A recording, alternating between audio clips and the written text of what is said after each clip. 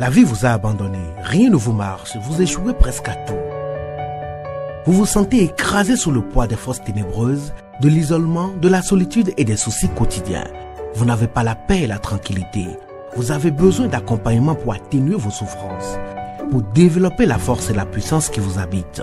Suivez tous les matins Maître Maoulian Justin Dongbaoundé, grand initié aux lois et secrets de la vie. Avec Maître Maoulian Justin Dongbaoundé, vous allez abandonner vos solutions individualistes, source de vos malheurs et de vos errements.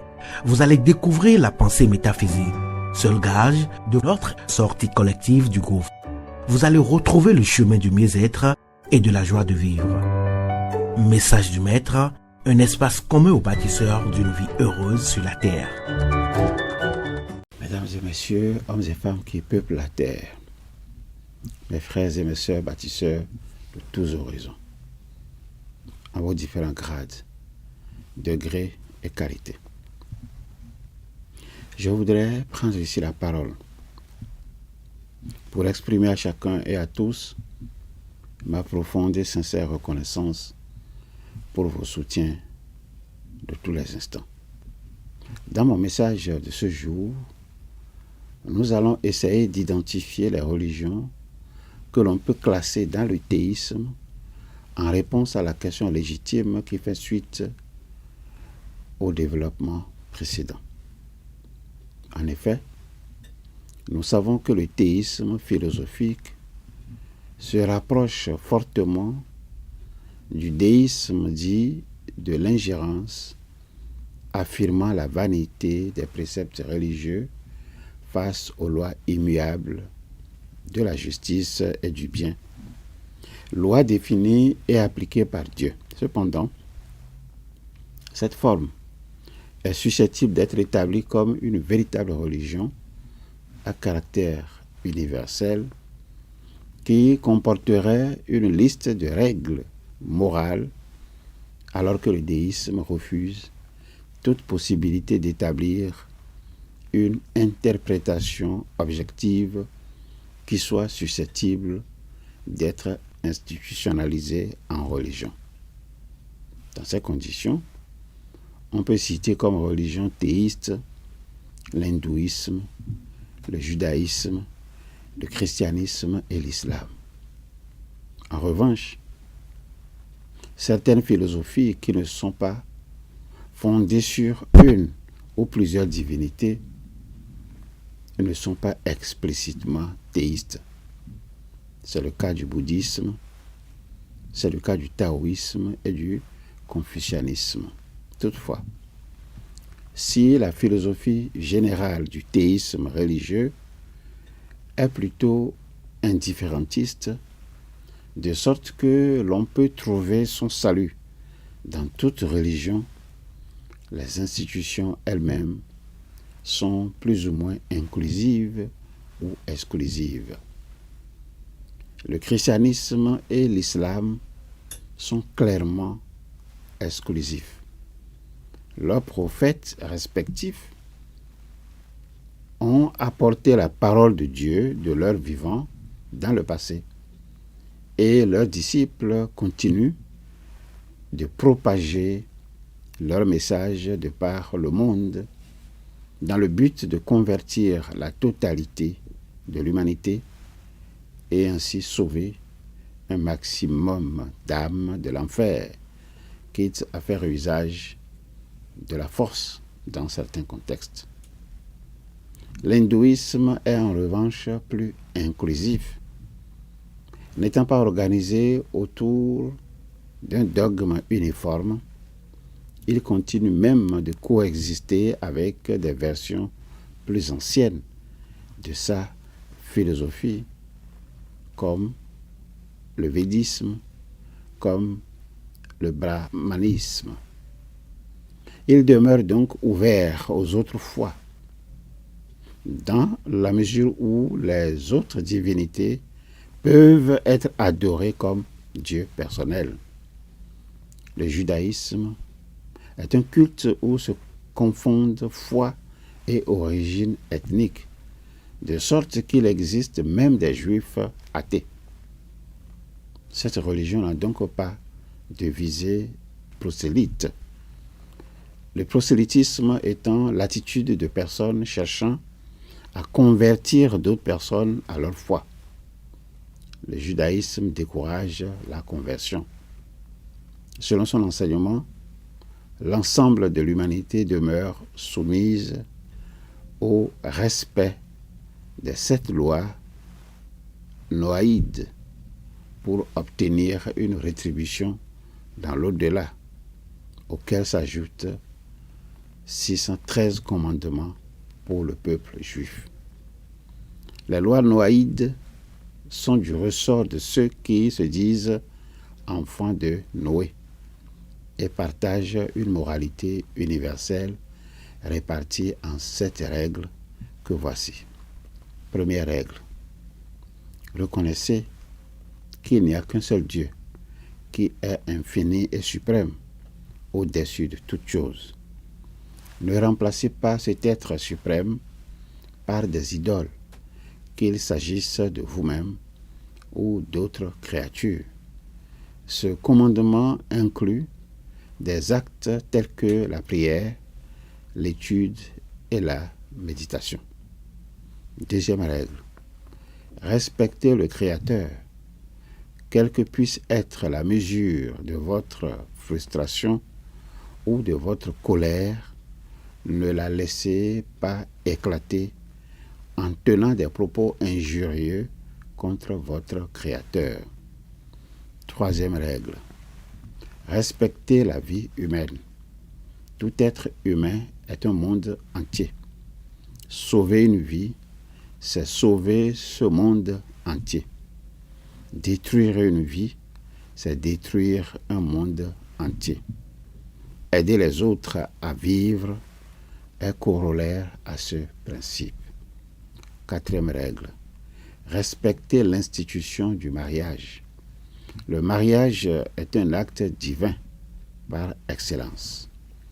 Le mariage d'un homme et d'une femme est un reflet de l'unité de Dieu et de sa création.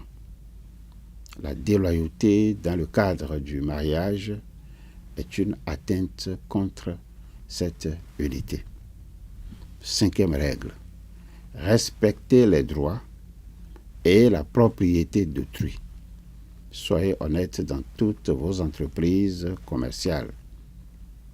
En comptant sur Dieu, plutôt que sur nos propres manigances, nous exprimons notre confiance en lui en tant que pourvoyeur de vie. Sixième et avant-dernière règle, respectez les créatures de Dieu. À l'origine, il était défendu à l'homme de consommer de la viande. Après le déluge, celui-ci lui fut autorisé, mais avec une mise en garde. Ne pas causer de souffrance inutile à une quelconque créature. Septième et dernière règle. Maintenir la justice. La justice est l'affaire de Dieu, mais il nous a imparti le devoir d'édicter des lois nécessaires et de veiller à leur application dans tous les domaines possibles.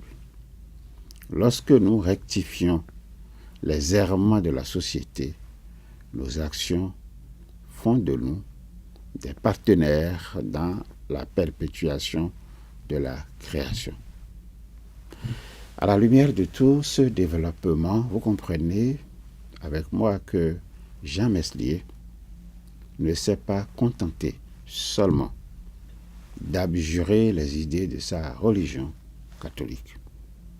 Il s'est fondé sur la considération qu'il n'existe aucune notion de divinité plausible, prouvable et donc réelle, tant pour un Dieu unique que pour un ensemble de divinités intégrées dans un même mythe. Cela pour prôner l'athéisme. Il en a souffert comme bien d'autres qui ont, avant ou après lui, développé la même position. Ils ont été tous et tour à tour qualifiés d'apostats parce que ils ont osé renoncer publiquement à une doctrine, renoncer à une croyance ou à une religion. Ils ont aussi été taxés d'hérétiques parce qu'ils ont osé soutenir des opinions contraires à celles qui sont généralement considérées comme vraies ou justes dans leur groupe religieux. Ils sont taxés de blasphémateurs, c'est-à-dire profanateurs.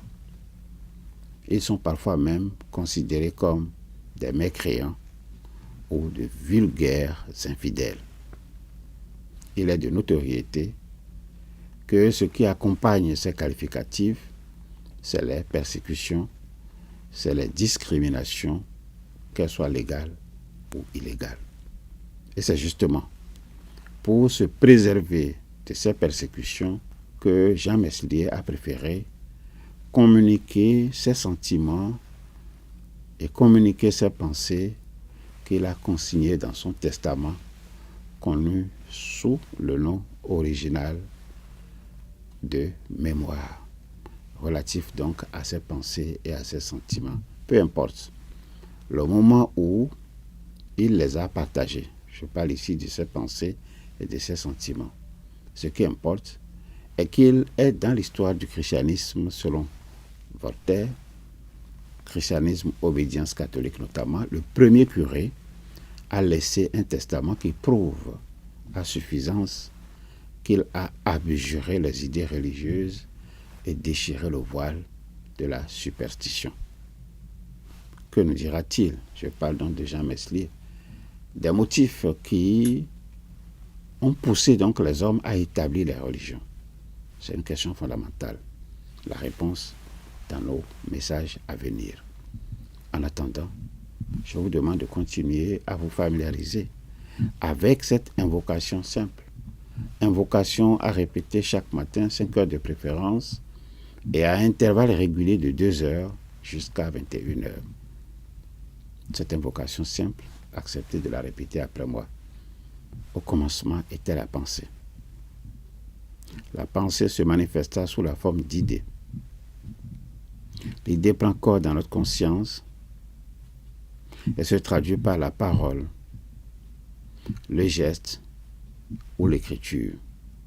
Cette parole projetée sur la matière devient notre action. Je suis donc pensée, parole et action. Alors, si regarder en arrière vous cause du chagrin et regarder en avant vous inspire de la crainte, je vous suggère tout simplement de regarder tout près de vous, à côté de vous. J'y suis. Je, c'est l'ISEP.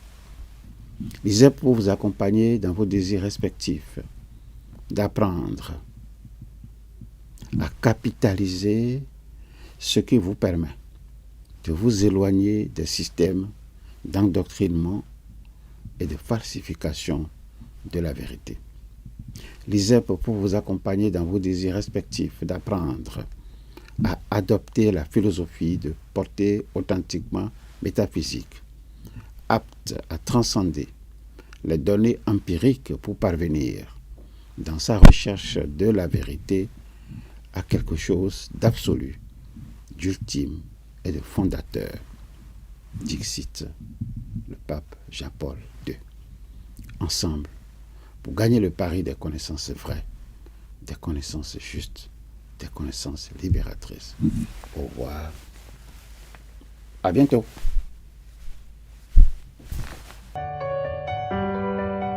La vie vous a abandonné, rien ne vous marche, vous échouez presque à tout. Vous vous sentez écrasé sous le poids des forces ténébreuses, de l'isolement, de la solitude et des soucis quotidiens. Vous n'avez pas la paix et la tranquillité. Vous avez besoin d'accompagnement pour atténuer vos souffrances, pour développer la force et la puissance qui vous habitent.